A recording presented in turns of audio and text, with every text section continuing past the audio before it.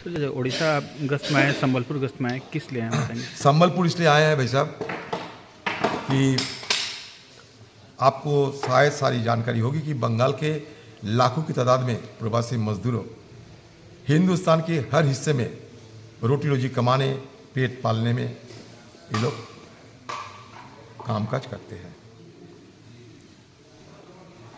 और उड़ीसा के साथ हमारा संबंध सदियों पुरानी संबंध है। हमारे तहजीब के साथ, हमारे खाना पीना वेशभूषा सबके साथ उड़ीसा और बंगाल के काफ़ी मिलता जुलता। इसलिए बंगाल के एक बड़े वर्ग के लोग उड़ीसा में काम काज करना पसंद भी करते हैं। लेकिन धीरे धीरे माहौल बिगड़ते जाते हैं।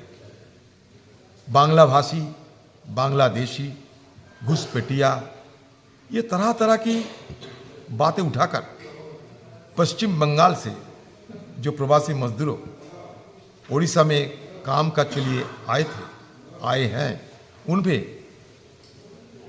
भारी भरकम अत्याचार, हिंसा, यहाँ तक कि पीट पीट कर खून भी होने पड़ते। कुछ दिन पहले संबलपुर में, हमारे बंगाल की मुर्शिदाबाद डिस्ट्रिक्ट जहाँ से मैं आ रहा हूँ, वहाँ के एक 20 साल की नौजवान जुएल राणा कामकाज के लिए आए थे और उनके खिलाफ घुसपैठिया या बांग्लादेशी इल्जाम लगाते हुए पीट पीट के मार दिया गया और लोग यहाँ से डर के मारे भागना शुरू कर दिए। रोजाना मेरे पास खबर आता है कि उड़ीसा की कोई ना कोई हिस्से में बंगाल के प्रवासी मजदूरों को कहीं घेर के रखे, कहीं डराते हुए, कहीं कहते हैं कि मार देंगे, सब भागना शुरू कर दिया है। मतलब ओडिशा से बंगाल के प्रवासी मजदूरों पलायन शुरू कर दिए हैं। ये पलायन रोकने के लिए केंद्र की सरकार, सूबे की सरकार, सबके लिए मैं ये मांग करूंगा कि इस तरह की घटना ना घटे। ये सबको देखना चाहिए। जब हमारे देश के प्रधानमंत्री कहते हैं सबका साथ, सबका विकास, सबका प्रयास, सबका विश्वास, तब मैं इसलिए प्रधानमंत्री जी के पास भी गए थे कि आप जो नारा देते हैं उनके मुताबिक जमीनी हालत नहीं बदली और इसके चलते उड़ीसा में इस तरह की घिनौनी घटना घटी है, जहां पीट पीट के एक नौजवान को मार दिए गए कि घुसपैठिया है, ये बांग्लादेशी है।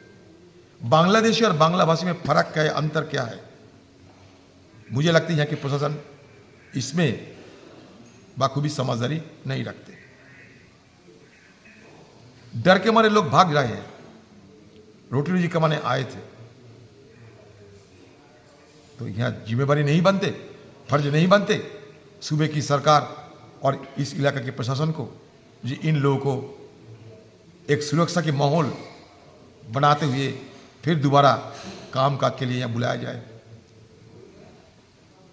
हैरान की बात यह है, मैं जिन लोगों से मुलाकात करने के लिए जाने का इच्छा जताई थी, पुलिस वालों की संज्ञान में जब ये बात आई तो कल से यहाँ के लोकल पुलिस प्रशासन ने उन सारे प्रवासी मजदूरों को डराना धमकाना शुरू कर दिए हैं कि यहाँ अगर कोई मुझसे मिले, अदित चौधरी से मिले और शिकायत करे, बात करे तो उनके लिए बड़ी मुश्किल पैदा होगी, उनको इसके लिए खामियाजा भुगतना होगा।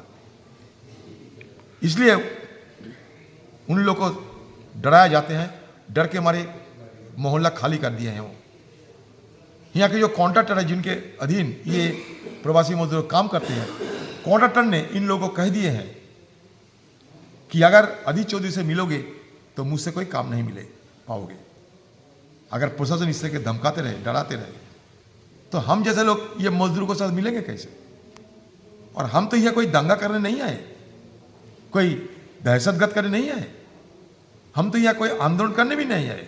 मैं इसे मुलाकात करते हुए, इन लोगों की बात सुनते हुए सारे प्रशासन की संज्ञान में रखने की कोशिश करेंगे। इसलिए एसपी संबलपुर के साथ अपॉइंटमेंट भी मांगे हैं। अपॉइंटमेंट भी मैं मांगा है क्योंकि सारे बात उनको पास रखूँगा, क्योंकि ये इनकी फर्ज बनते हैं, लोकल प्रशासन की फर्ज बनते हैं कि इन लोगों के लिए सुरक्षा मुहैया करें। मैं धर्मेंद्र प्रधान जी से भी बात करूंगा अगर मौका मिले। मैं प्रधानमंत्री जी की संज्ञान में ये बात रखे हैं, अगले तारीख फिर दोबारा रखने का कोशिश करेंगे अगर इस तरीके की माहौल यहाँ बनते रहे। मैं ये कहना चाहते हैं यहाँ के स्थानीय प्रशासन को, सूबे की सरकार को, कि उड़ीसा में लाखों तादाद में जो पश्चिम बंगाल के बांग्ला भाषी जो प्रवासी मजदूर हैं उन लोगों को सुरक्षा मुहैया करें। बांग्ला भाषी बांग्लादेशी एक नहीं है, बांग्ला भाषी बांग्लादेशी में जो फर्क वो सोचना चाहिए यहाँ के प्रशासन को।